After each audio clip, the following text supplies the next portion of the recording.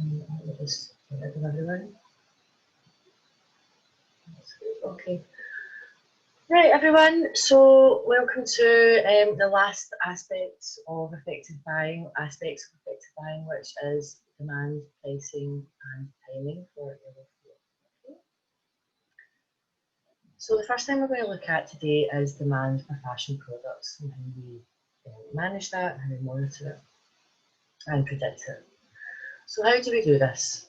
Getting it right is really important in terms of our quantities. So this is the rates of buying that this particular aspect relates to. Okay, so it relates to getting the right quantity. And to do this, we can use various figures. Okay, and this is where a buyer has to be not necessarily extremely numeric. Okay, because it's a misconception that you have to be able to, you know, do lots of, you're good at maths, basically, okay? But what it does mean you have to be able to do is analyse patterns in numerical data, such as sales figures. So a buyer anyway is constantly monitoring the sales figures. It's particularly for an online retailer, an exclusively online retailer like ASOS, who would be monitoring their sales figures probably by the hour, okay? So we have like our weekly figures, our daily figures. Really important is that weekly figure. How is everything performing week on week? Okay. And then we have week -1, and that means how are we in comparison to the week before? So has there been a big change? Has there been a promotion or a sale or something like that? Or has the weather changed and that has impacted our sales figures? And then we're comparing that to where we were this time last year. Year -1, that's what that stands for, YR -1. So we're constantly looking and reflecting on the previous and trying to identify patterns. Another key figure is weeks cover, and what that means is how many weeks it would take for the product to sell out. So a fast selling product would mean a low weeks cover is going to sell out in 2 weeks. Now that is obviously a very successful product and that is really good.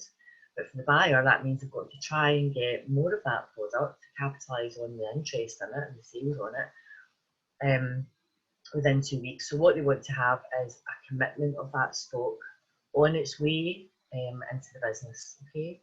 Now, if you've got a really trend-based product that you tried and it sold out really quickly, you've also got to relate that to how much of it you bought in the first place. So if you bought, excuse me, if you bought 300 of it and it's on 2 weeks cover, really you want to kind of analyse that figure in terms of how many you bought in the first place. But if it was like a big buy and it indicates it's selling really fast, with the challenge of getting rid of it on time. Another key figure that a buyer looks at is rate of sale, and that means how many of the particular product is being sold in each store. Okay, so a high number of rate of sale is good. So something like 6 to 10. That means 6 of this product is selling in every store we have, no matter what the size of the store is, no matter what the location is. So it's a kind of average number. So we want a low weeks cover and we want a high rate of sale. On the flip side of that, a high weeks cover means it's not moving at all, and a low rate of sale also means the same thing. So a 1 rate of sale and a 10 weeks cover, it's, depending on the size and scale of the business, is not too bad. But something that was on like 20 to 30 weeks cover, and also with a very low rate of sale means it is a dog. You need to try and get out of that product, do something with it, discount it or promote it or something like that. Okay, so another thing we have to think about is our reorder levels. Now, we've talked quite a lot in this course about the system, the technology that runs retailers, okay? And what will usually happen is that a reorder level is set, and that sets off like a notification to let you know that you need to reorder that. So the company will set a level on a best-selling bread and butter product, something like 100 units, which trigger the system to let the buyer and the merchandiser know that another order is needed or more stock is necessary to come in. And then demand also affects distribution. So demand in different stores will vary. Okay, so we'll have a different demand in the Glasgow store to the Birmingham store, to the London store, and we have to manage that. Okay, some stores might be more trend focused depending on retailer. Some stores might have completely different weather and different needs, which means that different products sell there. So we have to kind of look at our locations and decide what is appropriate stock to send out there as well. And then sales to space ratio, you'll have covered in other units like, I don't know, let me think. What other units have you covered that in? Stock presentation being one. And that relates to store size and space, okay? And planning, you know, a certain amount of money to get made across the business per size, because obviously we're paying rents, so we need that investment to come back. Okay, so how do we manage demand? One aspect that we can implement is distribution requirement planning, or DRP, and that's the process of making sure that the delivery of goods is efficient. Okay, so we're managing how our goods come into the business, supply chain ultimately, and how they're going out into the stores, and that's reflective of sales. So for fashion retailers, we're talking about products and ranges, and which stores get the correct quantities. So there's no point a tiny store that can't hold a lot of stock. You know, we have to think about our stock rooms and all that, getting loads of products. Okay, so that's where the DRP system comes into place as well. And ultimately it's to minimise shortages, reduce cost, reduce stock holding, and run an efficient business. So another aspect of this, another system, is the WISI. Okay, so if you can click on there, it gives you a link, it gives you more information about how stores use a WISI and what the definition of that is. But it's a tool for stock, basically, and it allows you to push and pull stock in different places. With our actual tills, if we're talking about brick and mortar stores, the EPOS system is really important as well, because it's recording sales, whereas online, obviously that's live data. You know, it's like the sales are coming through all the time, so we can monitor that. The EPOS has been key in the development of retail technology. And then also EDI, electronic data interchange, works with EPOS, and that's basically your barcodes. Okay. So capturing the data, whether we're brick and mortar or whether we're, you know, online, is really, really important in terms of managing demand. Okay. Another aspect of this, which you may have heard of in other units, is just in time. And just in time manufacturing refers to, it's a policy of applying what is known as a lean supply chain. So it means not having lots of stock in the system, physically and in terms of data. Okay, so we're only making what we need, and that's another way of managing demand and keeping our stock nice and low, adopting a zero inventory approach. So the only way this can really be effective is you've got really fast delivery of goods through the supply chain and then to consumers as well. Okay, it's not as common in fashion retail. It's more common for some supermarkets use just in time, but just to pop that in there as a wee bit extra. Okay, so I'm just going to stop the recording just now and have a quick chat. Just do that. Okay, so the next thing to talk about is pricing consideration, and we're going to really focus on fashion products here, okay? The prices that are really important to us. So we've got our selling price, which is really important in capturing our customer and capturing our market. And we also have cost analysis, which includes cost price. So how much do the products cost for us to bring into our business, and what we're going to sell them for? So that directly relates to profit margin. Okay, and all retailers, particularly fashion retailers, will have a target margin. So all buyers will know, I have to try and make yada yada yada on average. That said, some things might not hit the target margin, but it's about an average across the whole range. that the buyer's looking for. And when I worked at Principals, our target margin was quite high. It started at something like 62% and it crept up.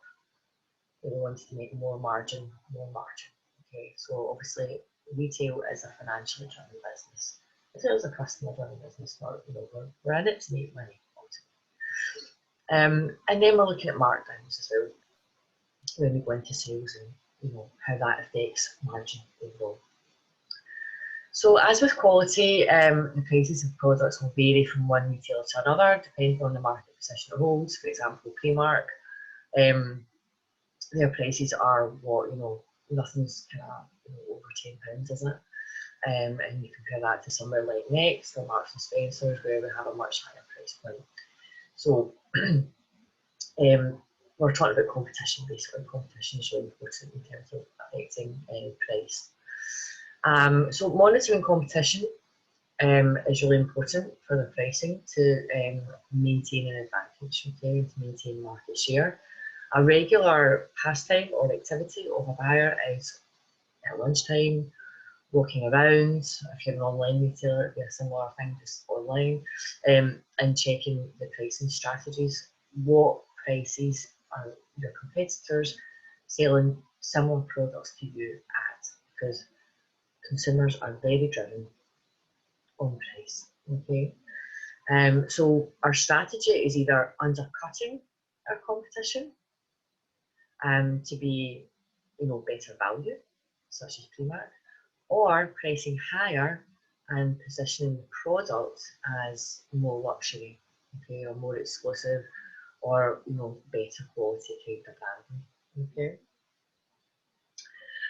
So ultimately, the whole analysis of pricing starts with cost price, what we can get the product for from the supplier.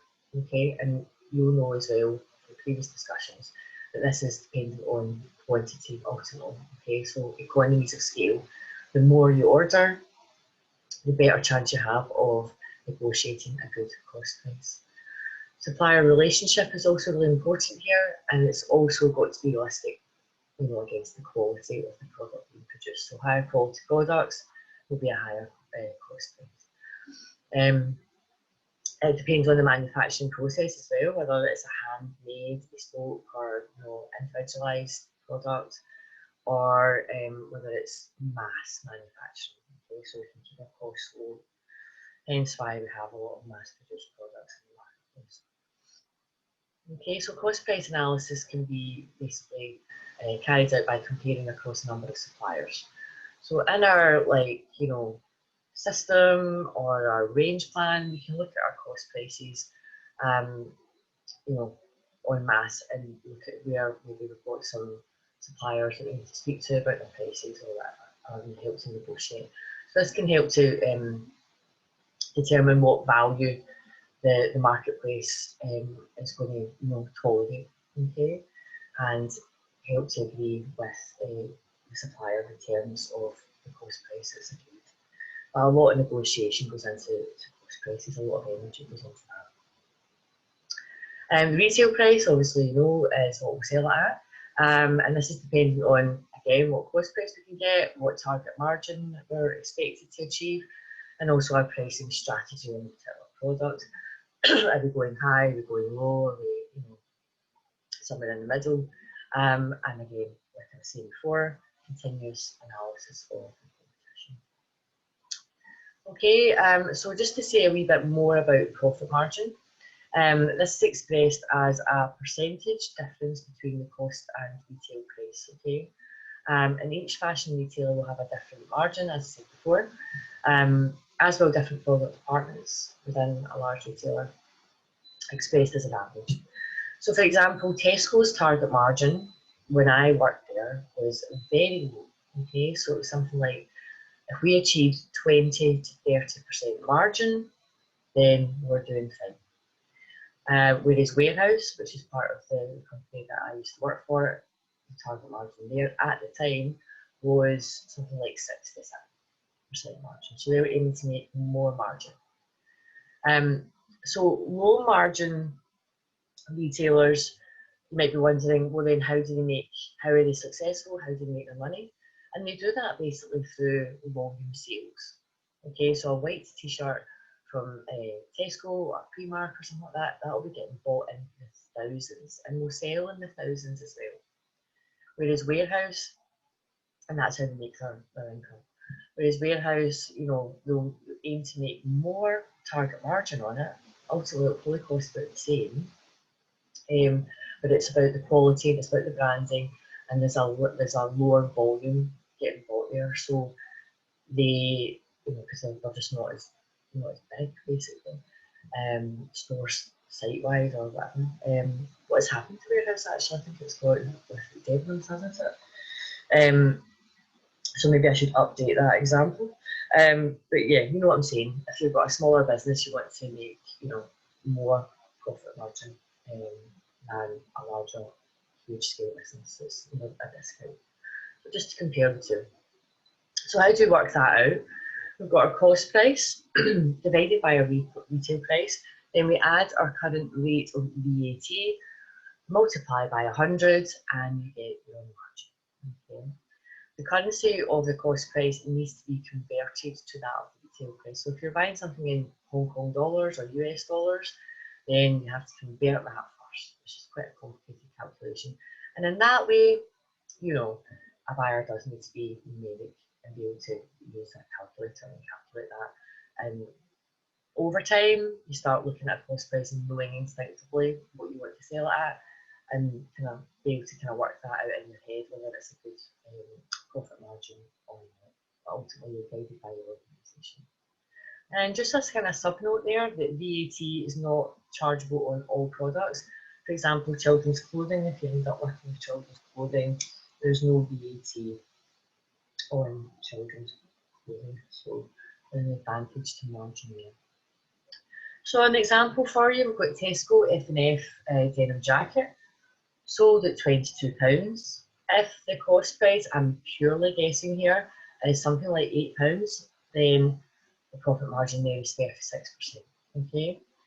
Warehouse, by contrast, if theirs was, I'm guessing, cost price of something like £17.50, might be slightly lower, then again you're making like 38% margin. But that could be a small buy, not a big buy for someone at your house. Okay.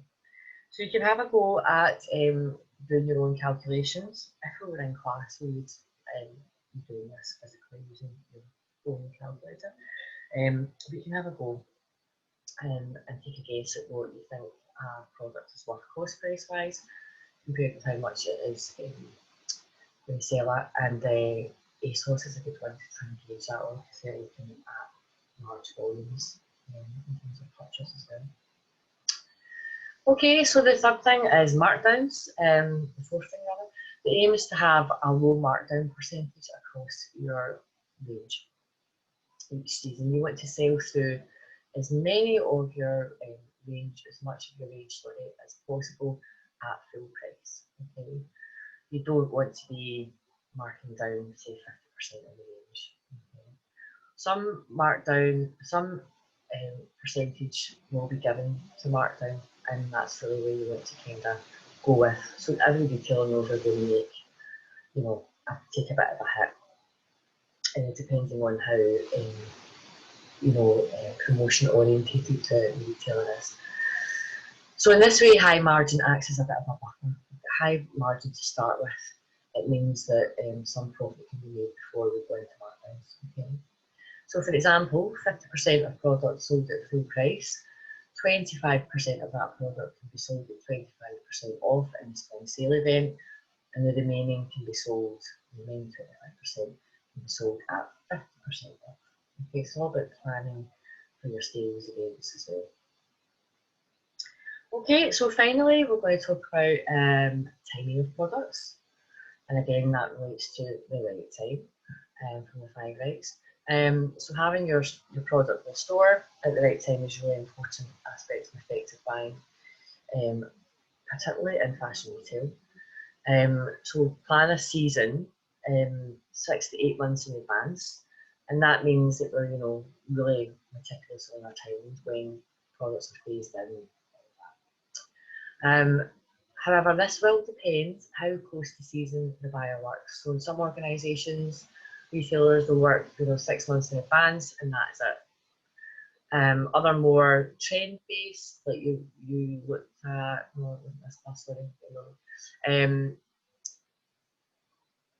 yeah, Hush, for example, they would, I've talked about them, I think, with you. They would, plan the range, a little bit of trend-based product, but it basically is what it is, usually sales, depending on sales, and then that's it, that's the range. But other more trend-based retailers, such as ASOS, will leave some wriggle room for a trend. So too much forward planning isn't a good thing. We want to have a mix of the commercial and the trend. So for example, Topshop, which is now owned by ASOS, they need to be able to react to trends. I don't know how trendy Topshop is anymore. Maybe you can comment on that. And they'll have a supply base where you can, at short notice or reasonably short notice, bring in something that is trendy. But the trend kind of thing is a bit out the window at the moment, I would imagine. And then we have seasonal products as well. So when do we plan to bring in those peak times of the year based on forecasts, so last year's figures, like when can we sell swimwear, for example? When is our Black Friday? When is our summer sale? And having those things in at the right times is really important. I'm sure you can appreciate. Okay, so I'm just going to bring that to an end and stop the recording and ask if you've got any questions or comments. Okay.